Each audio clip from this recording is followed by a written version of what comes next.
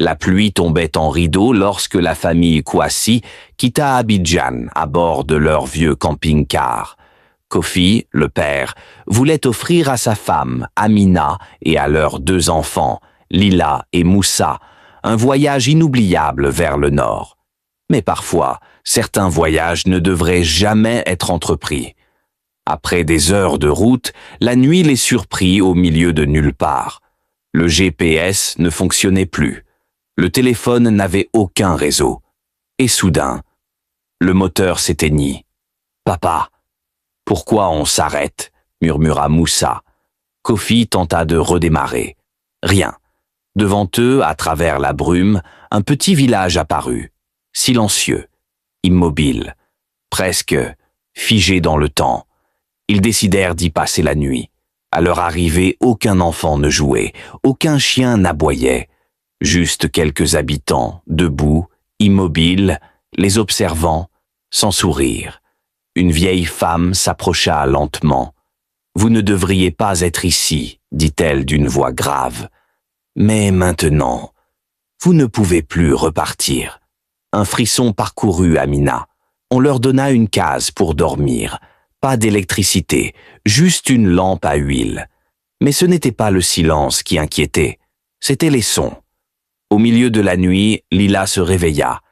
Des chants, lointains, graves, comme une cérémonie. Elle regarda par la fenêtre, et son cœur s'arrêta. Tous les villageois étaient rassemblés autour du camping-car. Ils chantaient, en fixant le véhicule. Elle réveilla ses parents. Kofi sortit discrètement, et ce qu'il vit le glaça. Le camping-car bougeait, pas à cause du vent. Quelque chose respirait à l'intérieur. Les chants devinrent plus forts, plus intenses. Soudain, la vieille femme apparut derrière lui. « Ce village nourrit la route, dit-elle. Chaque voyageur perdu devient une offrande. Votre véhicule est maintenant éveillé. » Kofi recula, terrifié. « On part. » Maintenant, ils coururent vers le camping-car. Mais la porte refusa de s'ouvrir. De l'intérieur, un bruit sourd, comme un cœur. Puis, une voix. « Restez !» Amina hurla. Moussa pleurait. Lila tremblait. Les villageois s'approchaient lentement. Alors Kofi prit une décision désespérée. Il saisit un bidon d'essence, en aspergea le véhicule et craqua une allumette. « Si on doit mourir, ce sera pas comme ça !» Il lança la flamme. Le camping-car s'embrasa violemment. Un cri inhumain déchira la nuit. Pas humain, pas mécanique, autre chose. Les villageois s'arrêtèrent net. Puis, ils disparurent, comme de la fumée. Le silence revint. Le lendemain matin, la famille se retrouva seule.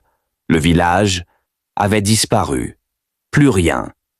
Juste une route vide. Le moteur du camping-car, réduit en cendres, ne respirait plus. Ils marchèrent jusqu'à être secourus. Mais depuis ce jour, chaque fois que Moussa ferme les yeux, il entend encore le moteur qui bat comme un cœur. Tous les chemins ne mènent pas à destination. Certains mènent à ce qui vous attend déjà.